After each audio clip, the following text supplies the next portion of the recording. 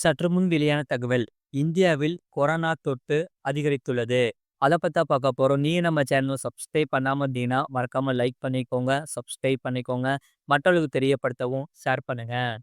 இந்தியாவில் தற்போதைக்கு முகக்கவசம் கட்டாயம் இல்லை. கொரோனா பரவல் தடுப்பு முன்னெச்சரிக்கைகளை மத்திய அரசு செய்துள்ளது. அதாவது கொரோனா பரவலுக்கு ஏற்பட அந்தந்த மாநிலங்கள் பாதுகாப்பு நடவடிக்கைகளை எடுக்கலாம் என்று மத்திய இணையமைச்சர் பிரதாப் ராவ் ஜாதவ் தெரிவித்துள்ளார். அதாவது இந்தியாவில் தற்போதைக்கு முகக்கவசம் கட்டாயம் இல்லை. கொரோனா பரவல் தடுப்பு முன்னெச்சரிக்கைகளை மத்திய அரசு செய்துள்ளது. கொரோனா பரவலுக்கு ஏற்ப அந்தந்த மாநிலங்கள் பாதுகாப்பு நடவடிக்கைகளை எடுக்கலாம் என்று மத்திய இணையமைச்சர் பிரதாப் ராவ் ஜாதவ் தெரிவித்துள்ளார். சிங்கப்பூர், தாய்லாந்து மற்றும் ஹாங்காங் உள்ளிட்ட நாடுகளில் மே மாத தொடக்கத்தில் கொரோனா பரவல் அதிகரித்து வருகிறது. இந்த நாடுகளில் மக்கள் தொகை மருத்துவமனையில் சேர்க்கப்படுபவர்களின் எண்ணிக்கை அதிகரித்து வருகிறது. இதனால் மக்கள் மிகவும் பாதிக்கப்பட்டு வருகிறார்கள். இது குறித்து சிங்கப்பூரின் சுகாதார அமைச்சகம் வெளியிட்டுள்ள அறிக்கையில், ஏப்ரல் 27 முதல் மே 3, 2025 வரையிலான வாரத்தில் கொரோனா தொற்றால் பாதிக்கப்பட்டவர்கள் 14,200ஆக உயர்ந்துள்ளது. ஒரே வாரத்தில் 11,100 பேர் பாதிக்கப்பட்டு சிகிச்சை பெற்று வருகின்றனர். தாய்லாந்து மே 11 முதல் மே 17 வரை 33,030 பேர் பாதிக்கப்பட்டு வந்தனர். ஹாங்காங்கில் 6,000 கொரோனா நோய் தொற்றால் பாதிக்கப்பட்டுள்ளது. அதேபோல ஹாங்காங்கில் கோவிட்-19 தொற்றால் பாதிக்கப்பட்டு உள்ளனர். இது 4 வாரங்களில் ஏப்ரல் 6 முதல் 12 வரை 6.21% இருந்து 6.21%லிருந்து 13.66%ஆக அதிகரித்துள்ளது.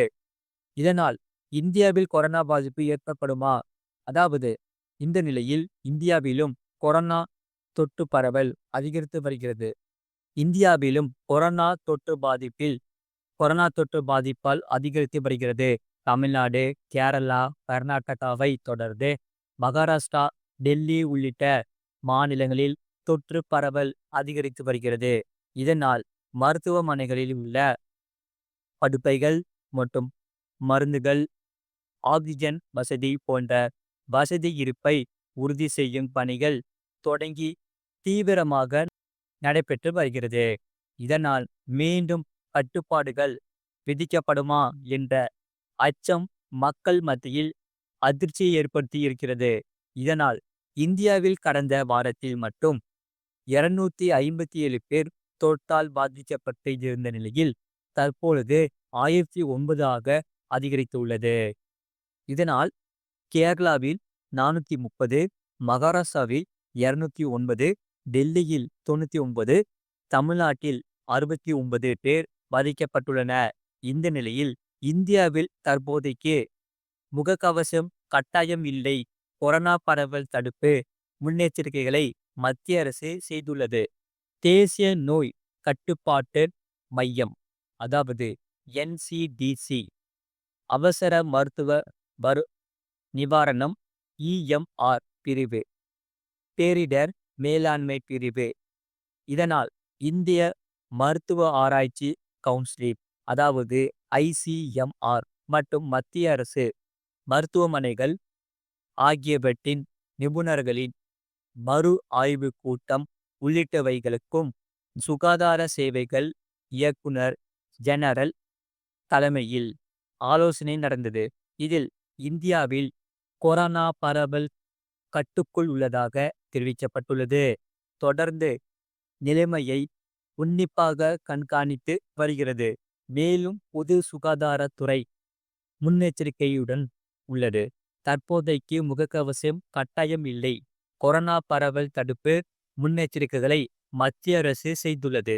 கொரோனா பரவலுக்கு ஏற்ப அந்தந்த மாநிலங்கள் பாதுகாப்பு நடவடிக்கைகளை எடுக்கலாம் என்று மத்திய இணையமைச்சர் பிரதாப் ராவ் ஜாதவ் தெரிவித்துள்ளார். அது மட்டும் இல்லாமல் எஃப்டி முதலீட்டாளர்களுக்கு அதிர்ச்சி கொடுத்த HDFC வங்கி இனி குறைந்த வட்டியே கிடைக்கும். அதாவது பிக்சட் டெபாசிட் திட்டங்களுக்கான வட்டி விகிதத்தை HDFC வங்கி குறைத்துள்ளது. இதனால் முதலீட்டாளர்கள் அதிர்ச்சி அடைந்துள்ளனர். அதாவது இந்தியாவின் மிகப்பெரிய தனியார் துறை வங்கிகளில் ஒன்றாக HDFC பேங்க் தனது வாடிக்கையாளர்களுக்கு பெரிய அதிர்ச்சி கொடுத்துள்ளது.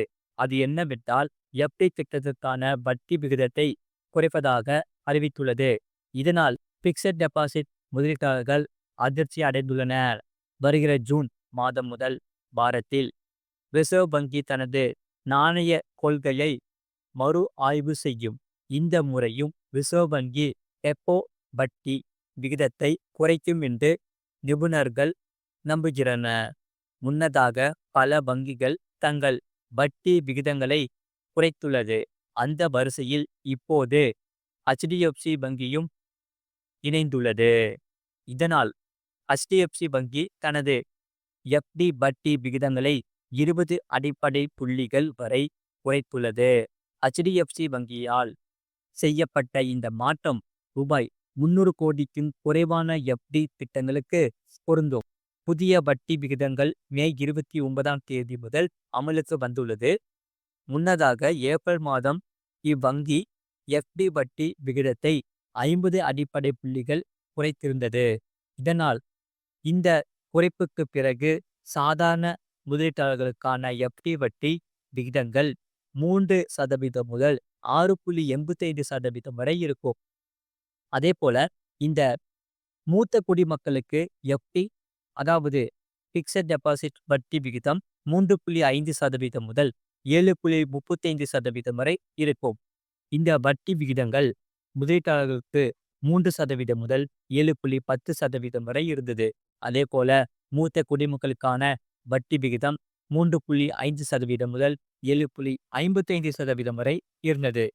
புதிய வட்டி விகிதத்தின் கீழ் சாதாரண முதலீட்டாளர்களுக்கு 1 வருடம் முதல் 15 மாதங்களுக்கும் குறைவான நிலையான வைப்பு தொகைகளுக்கான வட்டி விகிதம் அதாவது 6.60% இருந்து 6.50% குறைக்கப்பட்டுள்ளது.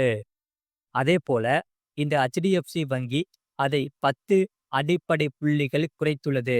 அதாவது 18 மாதங்கள் முதல் 21 மாதங்களுக்கும் குறைவான பிக்சட் டெபாசிட் திட்டங்களுக்கான வட்டி விகிதம் 7.5%இலிருந்து 6.85% குறைக்கப்பட்டுள்ளது.